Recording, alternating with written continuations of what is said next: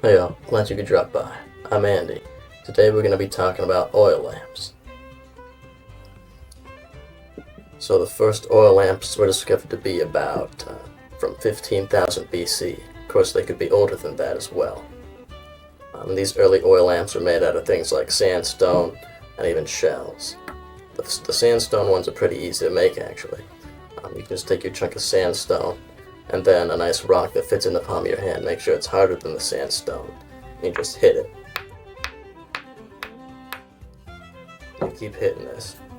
Since sandstone is nice and soft and doesn't have a tendency to split, about 30 minutes you're going to have a nice well to put your oil and your wick into and light up. This one here, I made it out of a geode, I believe. Of course, I used an angle grinder for this one. If you do that, you can make it out of pretty much any rock. Just make sure you're wearing the proper respiratory equipment so you don't breathe in rock dust.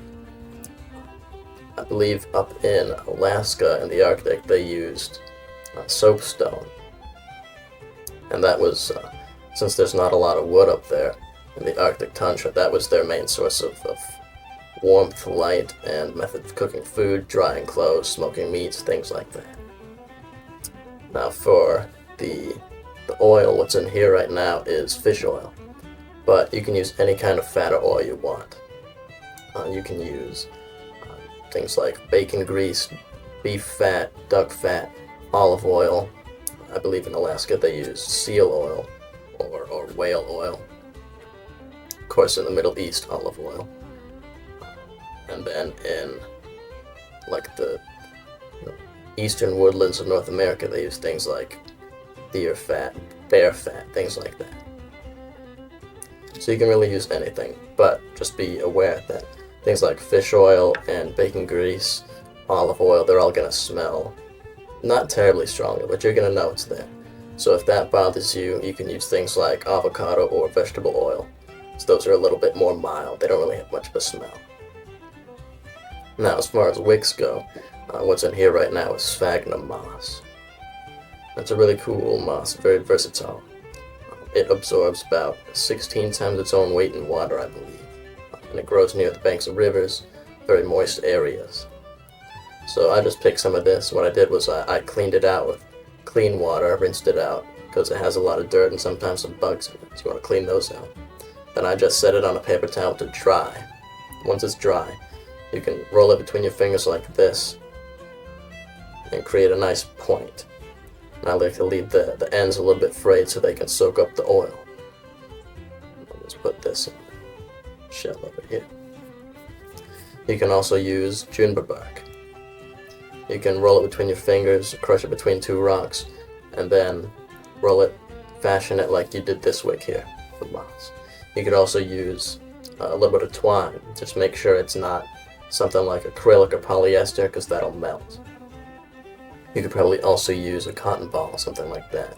I know in Alaska they use the down from a certain type of plant. Pretty similar looking to cotton, or like the fluff from a dandelion, something like that. That works pretty well.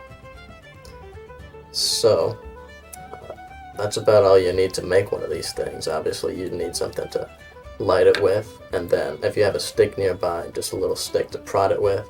In case the fire gets a little low, you can coax it, get it nice and big again.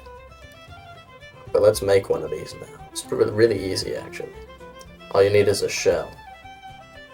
And these four here are Atlantic clam shells.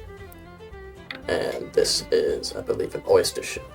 You're going to want to make sure it's a nice deep shell, really thick, because otherwise if it's too thin, what will happen is once it's exposed to that heat, it'll crack. The last thing you want is oil covering your kitchen counter. So, take a shell. I've already taken the liberty of putting the wick in. Now, I'm just going to pour my fuel over the wick, and I want to make sure to saturate the wick, because that's what's going to provide the lasting flame. If you have a dry wick, it's just going to burn and not light.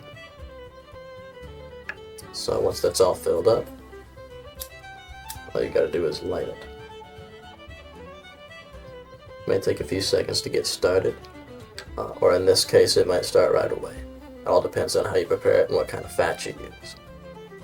And I recommend if you make it out of a shell, putting it on a rock or something. That way, if it does crack, then your counter isn't ruined. It's all just on the rock.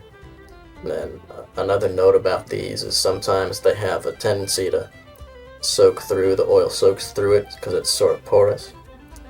That takes several weeks. In my experience, I've found. But yeah, that's how you make a couple of oil lamps. Really nice, fun, versatile way to keep your room lit. Nice little ambience. Yeah. Just thought I'd share this with y'all. Thanks for hanging around. See y'all.